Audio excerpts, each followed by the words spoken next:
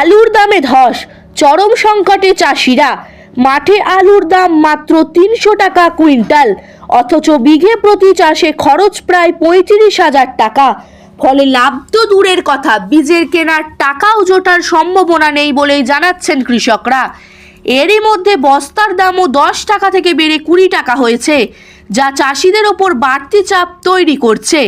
কৃষকদের অভিযোগ, রাজ্য ও কেন্দ্র দুই সরকারই এই পরিস্থিতিতে কোনো কার্যকর পদক্ষেপ নিচ্ছে না। অনেকের মতে এমন পরিস্থিতিতে আগে বামফ্রন্ট থাকলেও আন্দোলন গড়ে উঠত। ফলে ক্ষুব্ধ চাষিদের একাংশের দাবি, আগের সরকারের সময় কৃষকদের অবস্থা তুলনামূলকভাবে ভালো ছিল। চলুন ঘটনাটি দেখে নেওয়া যাক। আমাদের চ্যানেলটি যদি ভালো লেগে থাকে তাহলে ফলো ও সাবস্ক্রাইব করবেন। ব্যুরো রিপোর্ট, বাংলার আওয়াজ, আরামবাগ। কি করব, দামও নেই আর রাখারও ক্ষমতা নেই। এই তো 20 টাকা করে বলছে প্যাকেটের দাম। তাহলে 2 বিঘা আলু চাষ করেছি আমরা, ক্ষুদ্র চাষি। এই আলু বীজটা আমরা রাখতে পারবো কি? দেনাদুনি করে তো করেছি, তাহলে কি করব? রাখতেও পারবো না, আর বীজ তো ওই যে দামও নেই। হ্যাঁ, এখন এই কুড়িয়ে জড়া করছি, এছাড়া আর কি করব? কোনো চাষি, কোনো দোকানদার কোনো আসেনি যে মালটা কাউকে দেবো, সেরকম কোনো কেউ আসে। এই সরকারের পক্ষ থেকে কোনো কিছু ব্যবস্থা বা কিছু? কোনো কিছু সরকারের ব্যবস্থা, দুটো সরকারি উঠো পড়া করে লেগেছে যাতে ফসলের দাম কিছু কমে।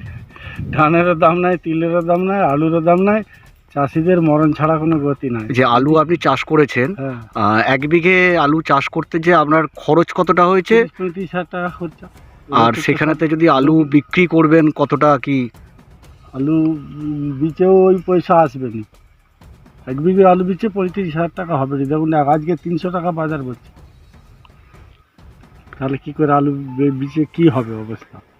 প্রতিটা চাষি এবছর যা হবে সে বলে। অপরদিকে বিরোধী যারা রয়েছে তারা রাস্তায় আলু ঢেলে একদম আলু চাষিদের পাশে থাকবেন, এইরকমই তারা বলছেন। একদিকে যেমন তাহলে তো এই তো প্রতিবাদ করতে পারতো, বলো না? 20 টাকা করে যে সিপিএম সরকার হলে প্রতিবাদ করতো, সিপিএম সরকার নাই, আর কেউ প্রতিবাদ করার কোনো কম নাই। যদি সিপিএম সরকার থাকতো তাহলে 20 টাকা কেন হলো? এই আলুর দাম নাই। হ্যাঁ, 10 টাকার থলে 20 টাকা হয় কি? আচ্ছা, সারের দাম 1100 টাকা 1200 টাকা, সার হয়ে গেল 2500 2600।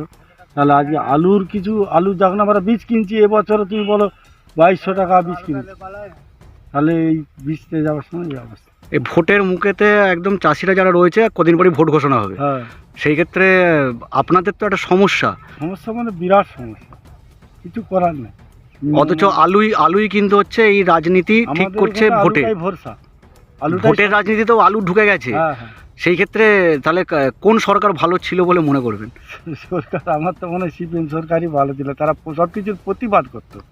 হ্যাঁ, যাই করুক নিয়ে করে, এদের কোনো প্রতিবাদও নেই আর কিছুই নেই।